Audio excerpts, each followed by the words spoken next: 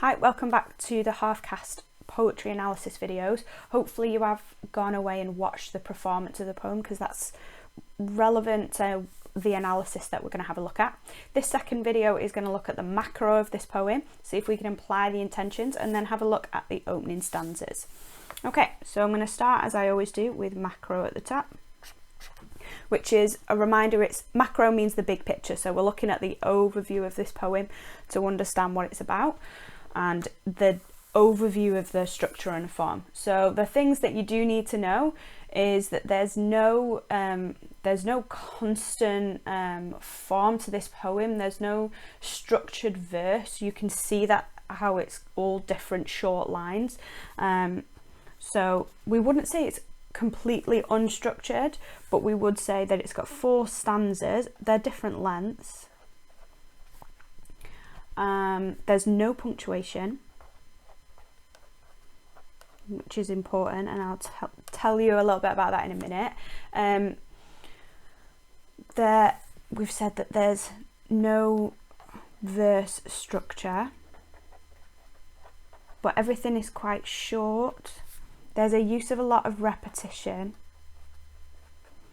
and the key imagery that is used all the way through it is metaphors. To take you back to the context, the things that you also need to know on a macro level is that the poet uses Caribbean Creole dialects. Now, if you just want to remember it as a Caribbean dialect, that's fine. And he mixes that with standard English. Okay, sorry, let me just zoom in so you can see the things that I've written there. So it's 4 stanzas long, and we've got 2 really short ones and then 2 long ones. We've got no punctuation here. There's no real verse structure apart from the fact that they're quite short lines. Lots of repetition is used. Metaphors throughout are the common imagery. And we've got a Caribbean Creole dialect and standard English, so we've got the mix of the two. Again, you'll be able to recognise why he's done that on purpose, to represent his own heritage. I think it's important to note some of the themes as well. So we've got themes of ignorance and the absurdity of racism are kind of our key conflicts. And the other thing to recognise, and I did say before that I would explain why this is, hopefully now you've seen it, you understand that the reason that it has no key structure is because it's a performance poem.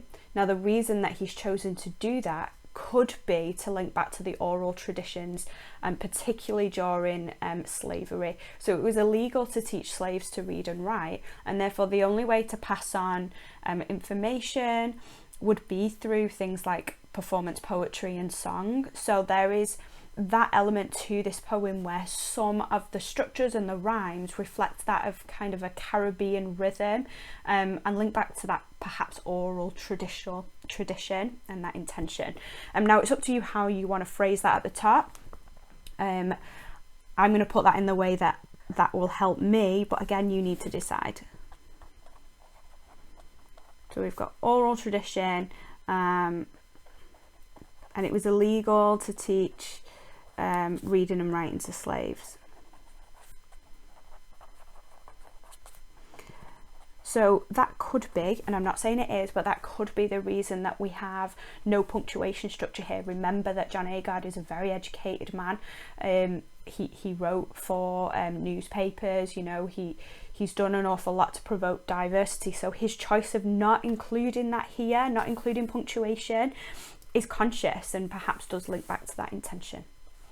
Okay, so I'm going to swap for my vocab colour and have a look at this title in a little bit more detail, see if I can transfer a bit more of the context that AO3. So we know overall already about caste. So we know caste talks about race and purity, and he talked about that idea of like it being seen as a higher level to be pure, as opposed to the reality that diversity and having different racial origins is a positive. So we've got half as well. Now half makes us think of not whole. Incomplete was used. Not finished. Less than. And all that plays into this intention and tone that anyone that was labelled as half caste or is mixed race or dual heritage had to carry around with them those inferences as they were implied, particularly in the 1980s when it was used quite in quite a racist way. Okay, sorry, the light's quite bad there. All right, sorry, that's very small. It does say unfinished. All right, so let's have a look at this first stanza. Look how short it is. We've only got 3 lines here, and you'll notice that that's mirrored at the end of the poem as well. We've got 3 at the beginning and 3 at the end. Maybe you can have an idea or an interpretation about why that happens. How does that link to his message? Does it link at all? What's his purpose for that? Okay, so let's have a look at the opening here. Excuse me, standing on one leg, I'm half caste. So let's go with I'll stick with my vocabulary colour to start with. We've got quite short lines here, but this excuse me, almost as if he's apologising, it's the opposite. He's being quite sarcastic here. Almost as if he feels like people look at him and he has to apologise for his own heritage and where he comes from. And does reflect, I think, his maybe state of mind there. And I'm going to use my tone colour to maybe say that this is quite angry. Excuse me, how dare you, I read that as. Straight away, and that phrase you'll notice as well comes up again a little bit later on. So standing on one leg.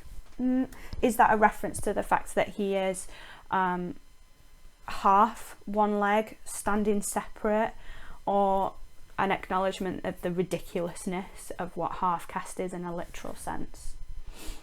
So we've got these declarative statements here. So this is structure. Let me just check what my structure colour is. So declarative sentences or statements are just facts, just things that you say.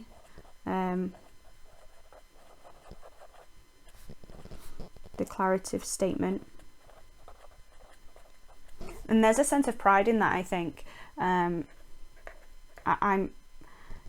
I'm proud to be dual heritage. I'm proud to have lots of different experiences and bring those all together and recognise and celebrate that.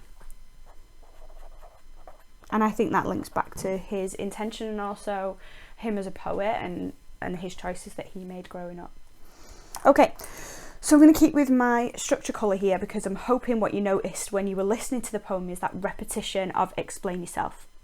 So I'm going to highlight all of them. Let me just